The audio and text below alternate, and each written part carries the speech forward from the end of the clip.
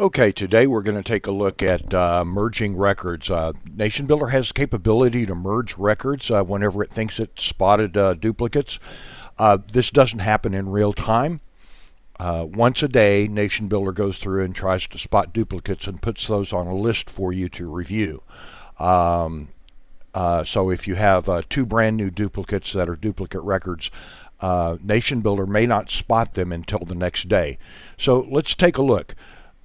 First of all, I'm going to describe that, as digital people, we tend to have orderly minds and we really want to eliminate duplicates. I would suggest that we resist this just a little bit because we don't want to merge records that should be separate records. There's really no proper way to do this. It's entirely subjective, but we'll go through a couple of examples here. So there's two ways to discover a duplicate. I could be looking at an individual record, such as this guy right here. This is an incoming telephone call. If I'm looking at an individual record and I want to discover if there's any duplicates, I can click on Merge Duplicates right over here. And that's where I clicked. And now I'm in a Merge Duplicate record. And it's asking me down here, is this a duplicate? Find the person to merge this record into. And I see here that there are two records that say California cell phone. Now I won't go through all the drill, but I looked at these records separately, and it is two different telephone numbers. So I'm just going to leave this unmerged because sooner or later I'm going to talk to somebody on the phone who matches one of these telephone numbers, and at that time I'll go in and change the name from California cell phone to their actual name. In the meantime, I'm going to leave these records unduplicated because it is two separate cell phone numbers. The way these two records got created is because the two people who called in on our telephone line that's associated with Nationbuilder both had caller ID blocked on their telephone. They called our telephone number, and of course the fact that they called was recorded in the database, and we did record voicemails on both of these. But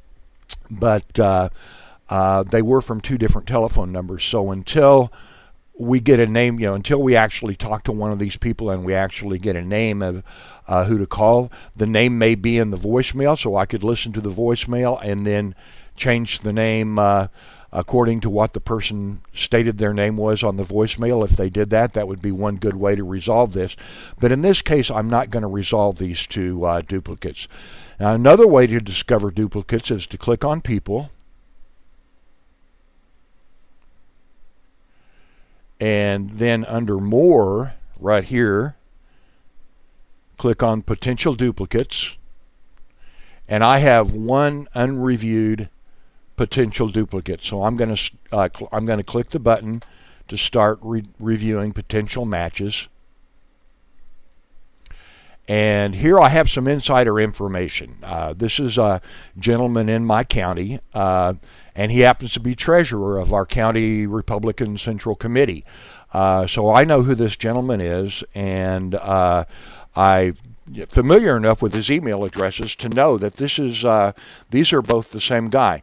Now, if it turned out that these were not the same person, I'd be very skeptical. If the guy's name was John Smith, I'd probably click on, no, I don't think this is the same person.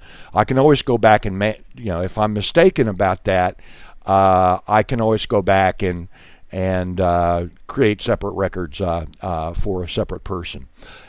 In this case, I happen to know that Gary is, both of these Gary records are the same person, so I'm going to go ahead and click yes, this is the same person.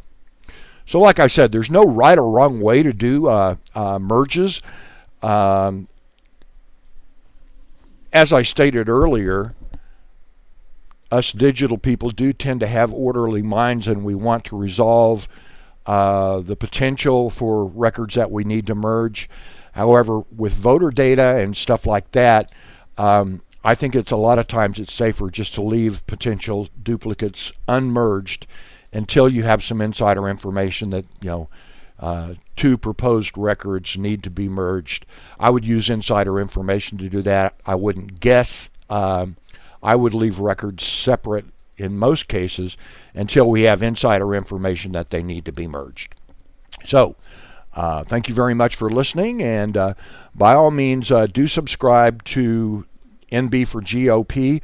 It's a weekly lesson, Thursday nights at 6 o'clock Pacific. Every Thursday night, we work with GOP counties and small civic organizations to help folks learn how to use Nationbuilder to the best potential, best political potential. And we also work with not just counties that are using Nationbuilder, but also counties that are using other platforms as well. We've got a lot of good political knowledge on how to do digital work, whether you're using Nationbuilder or not. Thanks for listening. This is Ron Robinson with thegit.io.